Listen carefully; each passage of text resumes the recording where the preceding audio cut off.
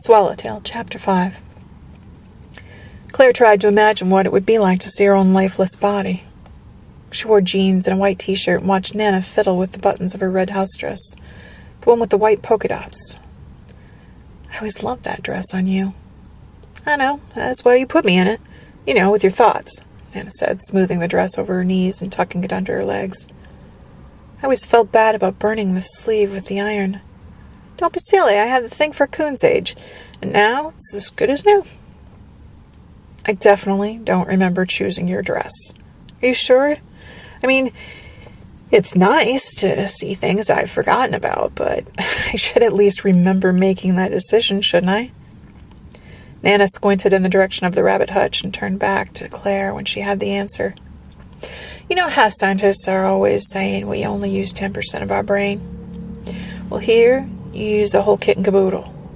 Now your soul's running the show. Claire gave her a confused look. Okay, let me see. I watched you work at the bank quite a bit with... You always rubbing that necklace full of ashes like it was Aladdin's lamp or something, she said with a smirk. Maybe I can make this a little easier for you to understand. You know all those computers you knew how to run. Sure, Claire said, astonished by the fact that Nana had often come to her when she'd thought about her or touched her necklace. Well, your mind's like all those computers put together, like some giant supercomputer. And it's going to be running a lot of programs by itself to help you feel better in the beginning. Okay, Claire responded, mulling it over. Makes sense so far. Actually, think of yourself as running a program called Comfort Mode for now. That program is running while you're also in sorting mode, which is kind of like defragging, as I understand it. So you're sorting and organizing your whole soul without even thinking about it. Anna raised her eyebrows, pleased with her translation. You'll be doing that for a while. Enjoy it. Comfort mode can make you as happy as a cow in clover. So I don't need to worry about what I've planned for myself. Just trust that it's good. Bullseye, Nana said, leaning in. A touch of the blues is normal. There's an awful lot of change to accept in the beginning. I do feel a little sad. It's like I'm drifting back and forth between what I've lost and what I've gained. And I can't stay focused on either one long enough to weigh them against each other. On the other hand, I don't ever have to wear shoes again, do I? Claire asked, smiling and wiggling her toes. Nana laughed. Pretty good trade-off, if you ask me. Still, there's this underlying sense of loss that I can't seem to reconcile. A gust of wind ruffled her hair and played with the hem of Nana's dress. Gentle pings of raindrops fell on the porch's tin roof. The scent of freshly cut hay came wafting up onto the porch, and Claire felt as if she'd been bathed in safety and unconditional love. Wow, that's nice. See? You'll find new ways to comfort yourself. You haven't lost a thing. Your perspective is just a little out of whack right now. I'm a spirit teacher here. Let me see. I'm like those corporate trainers showing you folks the ropes. This is my work here, and until I go back again. I love it, she said, smiling to herself and leaning down to scratch Ben's ear. And she sat up, closed her eyes, and took a deep breath. Nana had a bowl of green beans in her lap, and an empty bowl had appeared between them. She started snapping, tossing the ends into the yard for the ducks and geese, and the rest into the other bowl. About a dozen birds came pattering up to the porch, flapping their wings. I can teach you little things, but just wait till your reunion, Nana said. What reunion?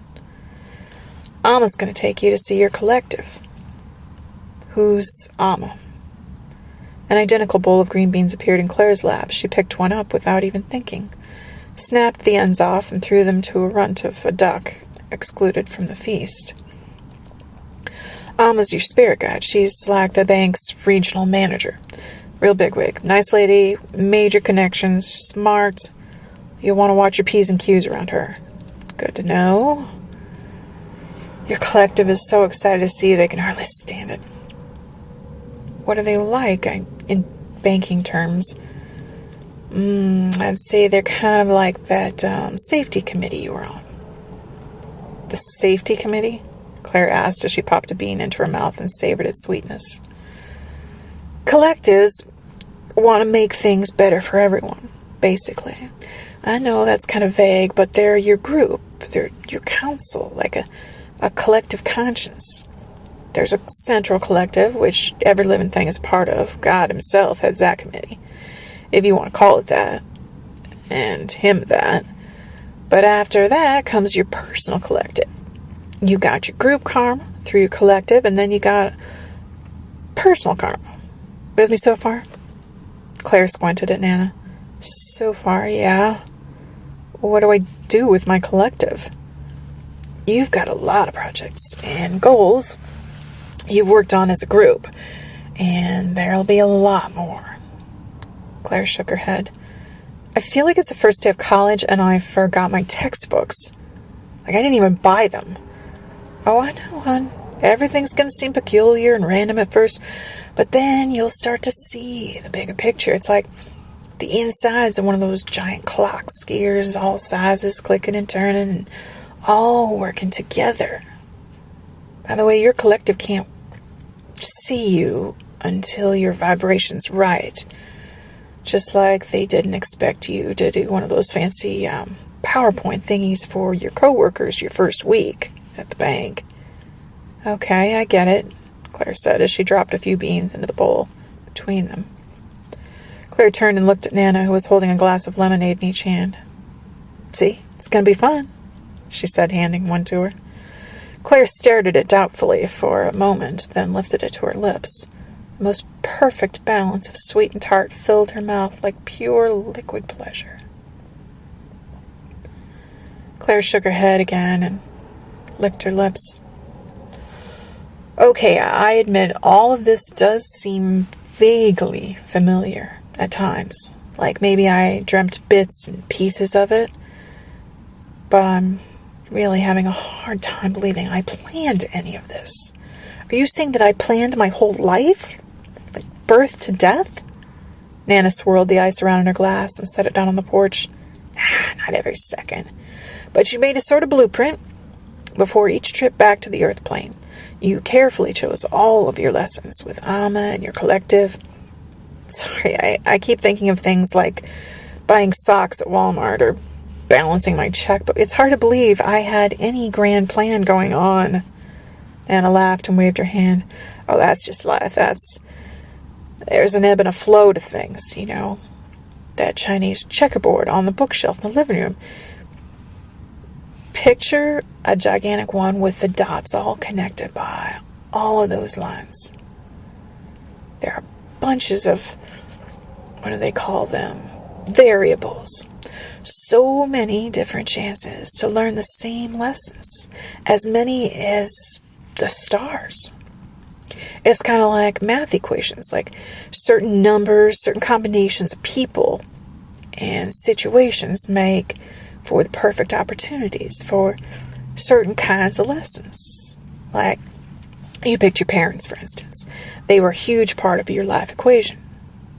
Or I chose a father who would die before I even got to know him, and a mother with a completely debilitating case of seasonal affective disorder.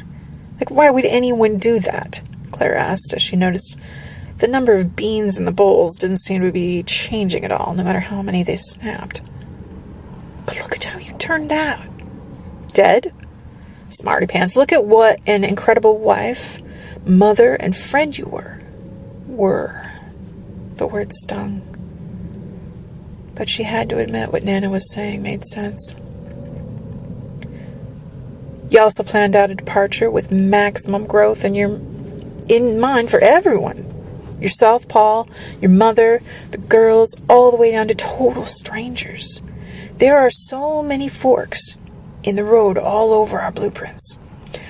The order of your lessons was always flexible. We all tend to put the toughest ones off until the end. Julia, Claire whispered to herself as she bent down to set her empty glass on the porch. The sky clouded over. Tree branches began to sway as a chilly breeze blew through the yard, creating dust devils in the driveway.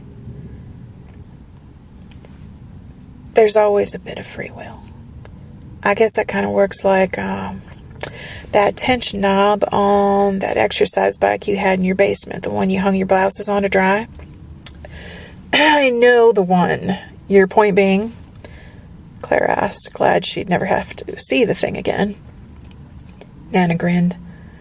Well, if you wanted to suffer through a lesson, fighting it all the way or giving up on it, only have to deal with the darn thing again later, you could. You always controlled the difficulty of the lesson. You could roll with the punches, or you could struggle against them. Struggles build strength, but attitude's everything, Nana said as she reached over and brushed a wisp of Claire's hair out of her eyes, tucking it behind her ear. I made so many things so incredibly hard, Claire said, remembering useless battles with her mother when she tried to get her to move from her cabin to the city. We all make things harder than they have to be sometimes. We're designed to do it. If we skated right through, we'd never learn a thing. True, Claire agreed, as the sun peeked out from behind the clouds. Nana's shirts were pinned to the clothesline. Claire watched them dance in the afternoon breeze. Nothing is random. You visited this place in your dreams plenty of times, kind of like the HR and your performance reviews at the bank, Nana explained. Claire thought of Marilyn and shuddered. In a good way, Nana clarified. To figure out the best win-win outcomes, sometimes you came here in your dreams just to be social or to get messages from your friends and family. That's where you're drawing memories of this place from now. But soon you'll visit the Hall of Records and it'll all be right there at your fingertips. Every memory, every lesson, every thought and feeling you've ever had. No way, every single one.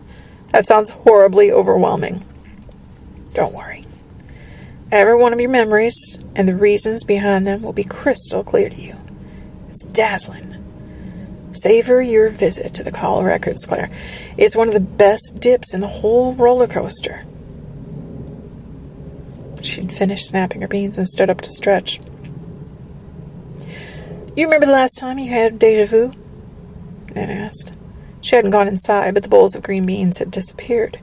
She now held a basket under her arm and handed Claire a pair of knitting needles, some purple yarn, and a partially finished potholder.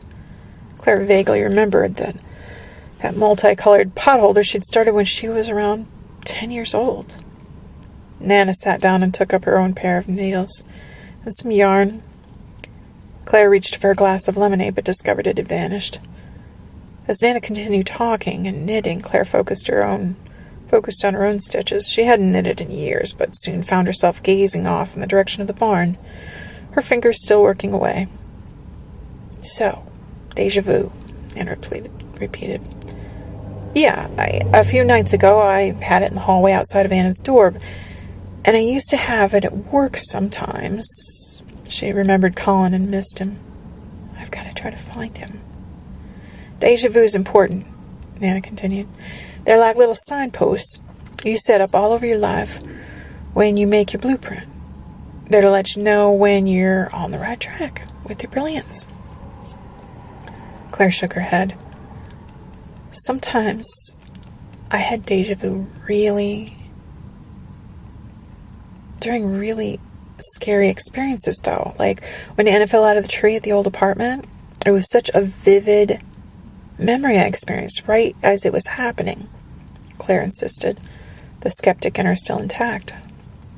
Of course, because it was a very important letting go lesson. You wanted to learn. You arranged reminders for yourself to write it out and learn it well, Nana answered without missing a beat.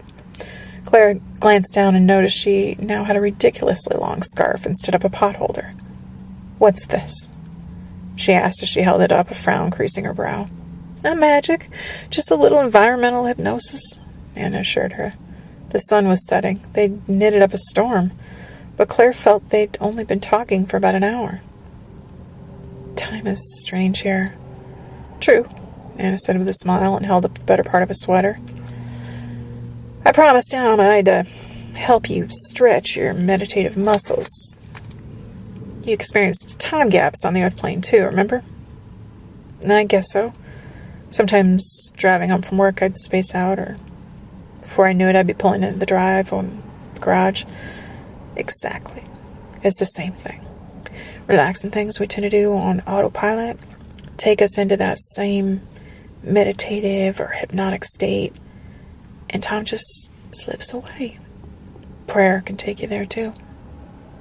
What's the point, though? Claire asked. Well, it's healing. And it's also the same state of mind you'll need to communicate with your collective and everyone eventually. Always the clever teacher. Catherine, said a woman's voice from behind them. Claire was stunned to discover she was empty-handed and waist-deep in a meadow full of purple wildflowers, with Nana and this mysterious woman. An overwhelming sense of love coursed through her body. The sky, the trees, everything around them glowed so brightly, as if electrified. Yet the light didn't hurt her eyes. It felt incredibly soothing, like a warm bath. Claire turned to face the woman who had spoken and found herself in awe of her beauty. She had thick black braids down to her knees, and deep-set amber eyes with skin as black as coffee. Claire sensed the woman was ancient, although she appeared to be no more than 50. She wore a simple, elegant white gown, and whilst the woman's features were striking, it was as if her beauty emanated from her heart. She possessed an air of holiness like a shaman or a monk, yet she felt as intimately familiar to Claire as a sister might. She also sensed the woman knew everything about her, about the world, in fact. This figure before her was more than a woman. She was a celestial being, some sort of angel who possessed the best attributes of men and women everywhere, flawlessly pulled together. She took her breath away. Claire felt Nana kiss her cheek and drift away. Her instinct was to beg her to stay, but she couldn't pry her eyes from the angelic being. The woman's mouth didn't move, but Claire heard a deep, rich voice inside her mind say, I'm Alma. She then took Claire by the hand, and they began to walk. You are adapting very well. I'm proud of you, Alma said out loud. Thank you, but I don't feel like I've really done anything, Claire replied, reaching out to touch the flower petals as they walked. The plants appeared to grow taller by the minute, their fragrance an oddly intoxicating combination of spring rain and freshly bathed babies. Claire's stomach fluttered, as if she and Alma were in a little roller coaster car creeping up a steep incline. When she reached for her stomach, her hand swept straight through it. She was still wearing jeans and a white t-shirt, but when she glanced down, her entire body was transparent. She could see the flowers behind her. She felt lighter, too, but more focused and sure of who she was than she could ever remember feeling. Her pulse quickened. She felt Alma squeeze her hand. Just try it on for size, Alma reassured her with a smile. You've done some good work. You've kept yourself open, so your spirit is blossoming as fast as morning glories. I want you to remember that this is the most important thing you can do. Some souls don't progress for a very long time because they cannot get past their own expectations of this dimension. They know they are no longer on the earth plane.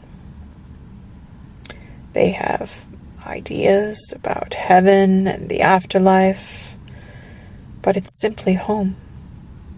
They remember that eventually.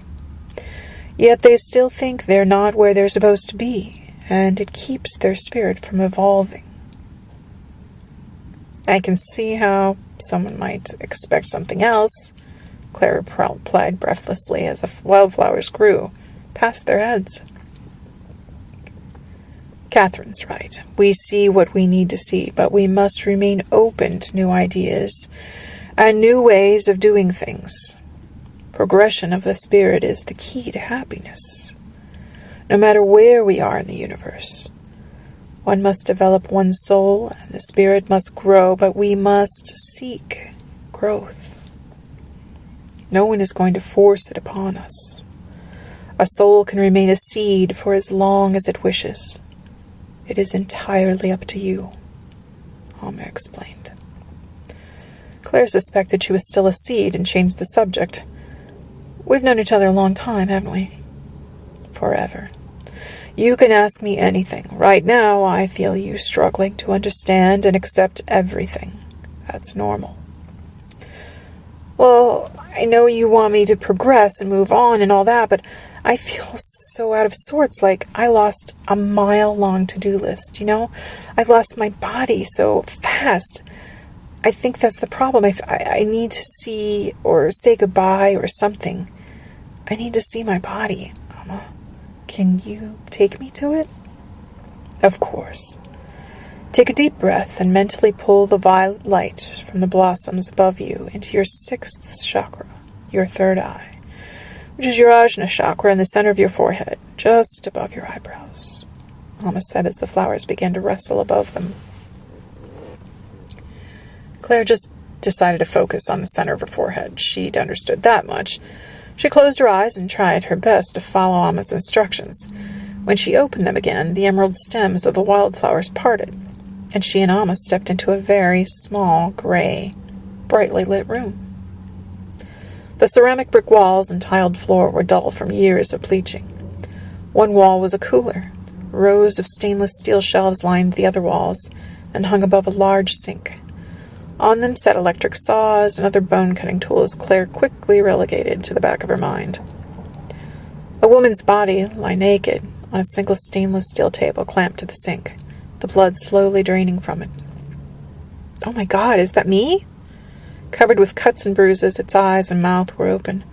Both hands had plastic bags taped over them with matching labels, which read, Name, UWF, height 5'8", weight 136 pounds. Date of death 10/31/08. Time of death 0500-0600. Case 0051163. There was a toe tag attached to the right foot with the same information. The skin was lavender gray. Claire didn't feel the sadness she'd expected. Instead, as she stood in her celestial body staring at the earthly body, she felt more alive than ever. She crept closer to the table, reached out, and ran the back of her hand along its arm. It felt foreign. It reminded her of a day not too long ago when she and Paul had driven past their first apartment. Great memories, but that really isn't me anymore. That smell, bleach and death. Turn it down a notch, if you like, Alma suggested. I can do that? Exhale while focusing on your 5th chakra, the throat chakra. Continue dialing it down until it's tolerable. That's incredible, Claire remarked as she swiped her hand through her face, forgetting her lighter state and giggling at the strangeness of it all. Claire heard the doorknob turn. She'd never felt so exposed. She desperately wanted to cover the small, pale breast, the ugly appendix scar above the little towel, which lay just above her not-so-recently shaved legs. But there was no time. Self-consciousness engulfed her as the door opened. A lean, dark-haired man in his mid-30s appeared in scrubs, a clear, disposable face shield, a plastic apron, and surgical gloves. He carried a plastic bag with a label identical to the others. Claire spotted Nana's chore coat inside the largest bag and wished she hadn't. The man laid the bag on the counter next to some others, containing her boots, coveralls, hose, bra, underwear, and the ratty green stocking cap. She noticed a digital camera sitting next to the plastic bags and was sickened by the realization that the last pictures taken of her had been less than flattering. The man removed the bags from the hands and checked the labels against the toe tag and clipboard. He placed them in another bag on the counter. Next, he opened a large drawer filled with stainless steel instruments and little vials with lots of different colored-coded caps. He then proceeded to cut the nails down to the quick, placing the clippings in more bags with matching labels. Claire was fascinated by how focused and meticulous he was with all of his work. He combed wherever there was hair and placed the samples in separate bags. He plucked hairs from the head, lots of them, and into paper envelopes they went. He even swabbed the mouth and placed the samples on glass slides, spraying them with some sort of fixative. Then into bags they went. She found the sheer number of bags intriguing, each labeled with all of her information, everything but her name. They all read UWF. Another thing impressed her. Throughout the entire process, the man was so respectful. He had muscular, rather beautiful hands, and his touch seemed very tender and compassionate. She remained on one side of the table while he stood on the other, documenting every single one of her bodily flaws on a clipboard. She'd never been so glad she hadn't gone through with that cat-in-the-hat tattoo she'd wanted on her ass when she was 17. "He's Tony Chisholm, right?" Claire asked Alma, having no idea how she knew this. Alma, arms folded, nodded from the corner where she had been watching the two of them. "I'll leave you to your goodbyes now. Keep it simple. Don't wait too long. You can summon the flowers, the path, back to me, the same way you summoned this place. Just breathe them in again, right here," she said, tapping the spot just above her eyes. The purple wildflowers instantly appeared and parted. Alma turned and stepped into them before they faded away. "She sure knows how to make an entrance and an exit," Claire remarked, turning back to Tony, knowing he couldn't hear her, but longing for someone to share the experience with. Tony glanced up.